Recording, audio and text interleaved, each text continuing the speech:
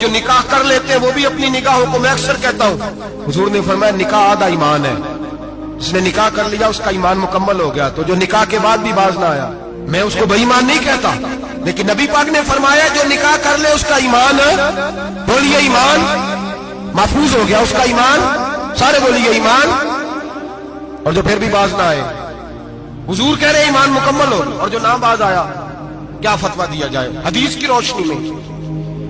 میرے نبی پاک کی بارگاہ میں عورتیں آئی توبہ کرنے، بیعت کرنے، مسلمان ہونے، تو حضور بیعت لیتے وقت فرمانے لگے میرے ساتھ وعدہ کرو، جھوٹ نہیں بولو گی، غیبت نہیں کرو گی، زنا نہیں کرو۔ ایک عورت بول پڑی، کہنے لگی یا رسول اللہ صلی اللہ علیہ وسلم میں مسلمان تو نہیں پر خاندانی ہوں، میرے گھر والوں کے ذہن میں بھی کبھی زنا کا خیال نہیں آیا، ہم تو اسے خاندانوں کے وقار کے خلاف سمجھتے ہیں، روز بری نظر سے کسی کو دیکھنا اور کسی کے بارے میں غلط باتیں، ناراض نہ ہونا۔ بہت سارے بوڑھے بھی لذت لے لے کے جرم بیان کرتے، گناہ بیان کرتے، غلط باتیں کرتے، کسی عورت کے بارے میں تبصرہ کرتے، کیا سمجھتے ہیں مرد اور عورت معاذ اللہ تعالیٰ ایک کمرے میں جا کے بدکاری کرے تو وہی زنا ہے؟ میری طرف دیکھیے اور جھانک کر کے سنیے کیا عرض کر رہا ہوں، ادھر دیکھیں میری طرف۔ نبی پاک صلی اللہ علیہ وسلم نے فرمایا زنا زبان کا بھی ہوتا ہے، زنا کان کا بھی ہوتا ہے، زنا آنکھ کا بھی ہوتا ہے۔ حضور کس طرح؟ فرمایا جس نے گند دیکھا اس نے آنکھ کا زنا کیا، جس نے لذت لے کے سنا چپ نہیں کرایا، پوری بات سنی، وہ بھی زانی ہے، اور جس نے گندی بات بولی وہ منہ کا زانی ہے، جس نے گند سوچا وہ دماغ کا زانی ہے۔ اور زانی کو سب سے پہلی سزا اللہ یہ دیتا ہے کہ سجدے کی لذت چھین لیتا ہے، عبادت کا سرور چھین لیتا ہے، اس کا نماز میں دل نہیں لگتا۔ قرآن میں سب سے پہلی سزا اسے اللہ اپنے دروازے سے دور کر دیتا ہے۔ بھائیو آج ہمارے سجدے بے کیف ہیں، آج لوگ غلط جگہ پہ گھنٹوں بیٹھے رہتے ہیں، مسجدوں میں لوگوں کے دلوں کو گھبراہٹ ہوتی ہے، لوگ بھاگتے ہیں۔ میرے نبی پاک نے فرمایا تو نظر کو پاک کر لے، اللہ تیری عبادت میں لذت پیدا فرما دے گا۔ میرے بھائی یاد رکھ لیں اور سن لیں، سب سے کمزور آدمی وہ ہے جس کا ذہن پاک نہیں، سب سے کمزور آدمی وہ ہے جو کردار کا غلط ہے۔ ایک بات میں نے پڑھی، آپ یقین کریں میرا دل کرے کہ میں آگ لگا دوں اس عنوان کو جس پہ گندگی لکھی جاتی ہے، ان اخباروں کو، ان چیزوں کو جس پہ گند لوگوں کے دلوں میں۔ وہ انڈیا کی ایک وزیر اعظم عورت گزری تو کسی نے اس سے کہا کہ پاکستان نے تو تمہیں شکست دی ہے، تم جیت نہیں سکے بڑا ملک ہو کے۔ کہنے لگی کوئی بات نہیں، تھوڑا وقت ٹھہر جاؤ، ہم ان پر تہذیبی یلغار کریں گے، ان کے گھروں میں ننگا ناچ کریں گے، یہ گندی تصویریں دیکھیں گے، یہ گند میں الجھ جائیں گے، اور جو قوم گند میں الجھ جایا کرتی ہے وہ پھر کسی سے لڑنے کی طاقت نہیں رکھتی، اس کے اندر ڈٹ جانے کی ہمت نہیں ہوتی، اس کی غیرت کے جنازے نکل جاتے، دل کرتا ہے جل جائے وہ جل جائے جہاں سے برائی پھیلتی، تباہ ہو جائے وہ علاقے جہاں سے گند ہوتا ہے۔ لوگ گند کی کمائی کھاتے ہیں، گند کی ایکٹروں کے ساتھ کھڑے ہو کے فوٹویں کھچاتے ہیں اور گناہ پہ فخر کرتے ہیں، اور گندے لوگ کہتے ہیں اللہ کا فضل ہے ہم گند پھیلا رہے ہیں، ثم معاذ اللہ۔ لوگ گناہ پہ فخر کرتے ہیں چوکوں چوراہوں میں۔ محمد بن قاسم آئے ہندوستان پہ راجہ دہر کے مقابلے میں، نوجوان میری طرف دیکھیں اور صحیح ہو کے بیٹھے، خاصے صحیح ہو کے بیٹھے، تقریر نہیں کر رہا، جذبات کا، میرے جذبات سنیں، دل کے پھپولے جل رہے ہیں حسینے کے داغ سے، اللہ کی قسم روح کی گہرائی سے بات کر رہا ہوں، وہ بات کر رہا ہوں جو سینہ کہہ رہا ہے کہ پھٹ جائے اور کہنا نہ پڑے۔ قرآن و حدیث پڑھتے ہیں اور پھر اپنا حال دیکھتے ہیں تو لگتا یہ ہے کہ عذاب قریب آ گیا ہے، لگتا ہے زمین پھٹنے والی ہے، آسمان گرنے والا، لگتا ہے قریب آ گیا سارا کچھ۔ سمجھے کیا عرض کر یہ بات اگر آپ سمجھ گئے تو قیمت وصول ہو گئی، اس کو سمجھ گئے تو سمجھ لیں آپ کے مزاج کے اندر اللہ نے تبدیلی پیدا کر دی۔ محمد بن قاسم 18 سال کا جوان، ایک عورت کی عزت پر راجہ دہر ہندو نے حملہ کیا، محمد بن قاسم بچانے آئے۔ جب ہندوستان آئے فوج تھوڑی تھی، علاقہ تھوڑا تھا، راجہ دہر کی فوج بہت زیادہ، اور پھر اپنا عرب چھوڑ کے یہاں آ کے ہندوستان میں اس کے علاقے میں اس پہ حملہ کرنا، حالات خراب تھے۔ محمد بن قاسم پریشان ہے، ایک بزرگ نے دیکھا، کہنے لگے پریشان کیوں ہو؟ کہنے لگا سوچتا ہوں علاقہ بھی اس کا، فوج بھی اس کی، میرے فوجیوں کو تو رستوں کا بھی نہیں پتا، کیسے جنگ کریں گے، کدھر سے آئیں گے، اور پھر ہمیں زبان بھی نہیں آتی، کیسے کام ہوگا، ڈر رہا ہوں۔ 2-4 دن گزرے تو محمد بن قاسم اشاش بشاش ہو گئے، وہ بزرگ کہنے لگے خیر ہے، بڑے مطمئن ہو گئے ہو، کہنے لگے بس راجہ دہر ہم سے مقابلہ نہیں کر سکتا، राजा दहर हमारे मुकाबले में खड़ा नहीं हो सकता। वो गिरा के गिरा, वो लड़खड़ाया के लड़खड़ाया, रेजा रेजा हो जाएगा। आपको कैसे खुशखबरी मिल गई?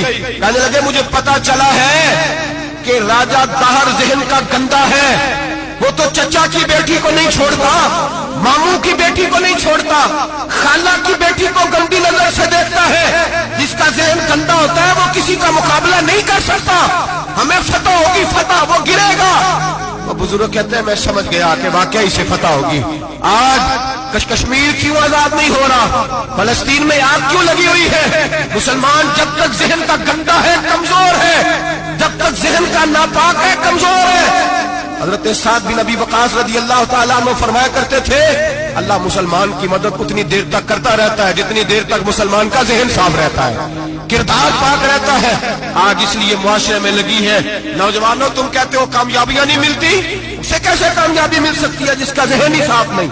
वो कैसे दुनिया की बाजी जीत सकता है जिसकी निगाह ही पाक नहीं? वो कैसे आगे बढ़ सकता है जिसके किरदार में पाकीज़गी नहीं? अपने आप को पाक कर लो, अल्लाह हर मुश्किल में तुम्हारी मदद फरमाएगा, हर रास्ते में तुम्हारी मदद फरमाएगा। और मैंने कहा जब आदमी नापाक होता है तो रब करीम उससे इबादत की लज्जत छीन लेता है। और अल्लाह की सबसे बड़ी सजा यह है कि किसी को सजदा ना लंबा करना दे। रब करीम सबसे ज्यादा उससे नाराज है जिसको कुरान पाक के खोलने की तौफीक ना हो। सबसे ज्यादा रब करीम उस शख्स से नाराज है जो अल्लाह की बारगाह में झुकने की लज्जत छोड़ जाए। मेरे नबी पाक सैयद आलम अलैहिस्सलाम के ज़्यादा लंबी इबादतें करते थे, लंबी। किसी ने कहा था, रूम के बादशाह थे, कि ये मुसलमान फाते क्यों हो जाते हैं? तो उसने कहा मैंने मौला अली के जमाने में जासूसी कराई थी, पता किया था कि हर मैदान में कामयाब क्यों होते हैं। तो कहते मैंने देखा ये दिन के मुजाहिद होते हैं पर रात के आबिद होते हैं, सारी रात इबादतें करते हैं। पर मैं रात को जब अपने रब को राजी कर लेते हैं तो सवेरे खुदाई ताकतें इनके साथ हो जाती है। हम कहते हैं हमारी चालाकी से कामयाबी होगी, हम बड़े तेज हैं, हमारी हिकमत अमली से कामयाबी, सियासत से कामयाबी। जब तक अल्लाह तेरा साथ नहीं देता तू कदम नहीं उठा सकता। जब रब करीम तेरी मदद नहीं फरमाता तू अमीर घड़ों में गिर जाता, तू अपनी चालाकी के अंदर ही मर जाता है घुट के। मेरे भाई, जब तेरे अंदर लज्जत होती है, सलाहुद्दीन अय्यूबी, सब बोलिए रहमतुल्लाह ताला, हजरत सलाहुद्दीन अय्यूबी बहुत बड़ा सूफी, बहुत बड़ा मुजाहिद, बहुत बड़ा दलेर। लेकिन कमाल यह था कि मेरे गौसे आजम के मदरसे से तालीम पाई, इल्म, रूहानियत, तकवा, परहेजगारी शेख अब्दुल कादिर जिलानी के इदारे से सीखा था। सलेबी जंगें हो रही थी, ईसाइयों के साथ लड़ाई हो रही थी। सलाहुद्दीन अय्यूबी बड़े परेशान थे, बड़ी अज़ियत में थे, बड़ी तकलीफ में थे। ऐ अल्लाह क्या बने? अचानक पता चला कि एक बहरी बेड़ा आ रहा है ईसाइयों का और उसके अंदर तलवारें हैं, नेज़े हैं, बड़ा कुछ है। सलाहुद्दीन अय्यूबी परेशान हो गए, कहने लगे पहले ही मुसलमानों के पास असला कम था, पहले ही परेशानी थी, अब और आ रहा है सामान, कैसे काम चले? परेशान हुए, मीटिंग नहीं बुलाई, कबीना का इजलास नहीं बुलाया, सियासी हिकमत अमली नहीं बदली, मस्जिद अक्सा में चले गए, सारी रात रो के गुजारे। ऐ अल्लाह मैं अपने लिए नहीं आया, तेरे रसूल के दीन के लिए आया। ऐ अल्लाह मुझे अपनी कोई फिक्र नहीं, तेरे नबी के दीन के झंडे की फिक्र है। खुदाबंदा, ऐ अल्लाह तू मेरे नियतें, मेरे इरादे जानता है, मेहरबानी फरमा, मुसलमानों को कुव्वत दे, कुफर के दिल में रोब डाल दे। सवेरे सलाहुद्दीन अय्यूबी उठे, मस्जिद से बाहर निकले, एक नेक पारसा सूफी बुजुर्ग से सामना हुआ। सलाहुद्दीन अय्यूबी कहने लगे हुजूर दुआ करना, दुश्मन का बहरी बेड़ा आ रहा असला लेके, मेहरबानी करो, दुआ करो, बहरी बेड़ा आ रहा है, मुसलमानों को अल्लाह कामयाबी दे दे। बाबा जी कहने लगे अल्लाह अकबर, वो तो बेड़ा गर्क हो गया है, वो तो बेड़ा गर्क हो गया है, वो तो डूब गया है। अल्लाह अकबर, वो तो डूब गया है। अल्लाह अकबर, वो तो तबाह हो गया। अल्लाह अकबर, वो तो नेस्तो नाबूद हो गया। अल्लाह अकबर, वो तो खत्म हो गया। सलाहुद्दीन अय्यूबी कहने लगे बाबा कुछ मुझे भी बता दे, कहाँ डूब गया है, कहाँ गर्क हो गया है, कहाँ तबाह हो गया है?